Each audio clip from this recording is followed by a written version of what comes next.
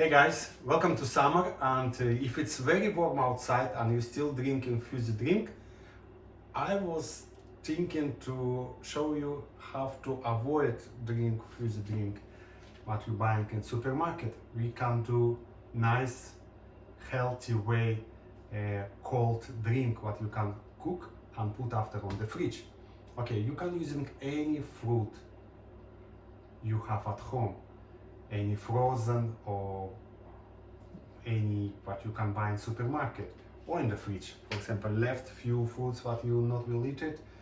It's like coming end of the date, and you just do Kompot. Okay, what I will use it? I have frozen mixed berries. Okay, and I will peel some pears. Okay, let's do it.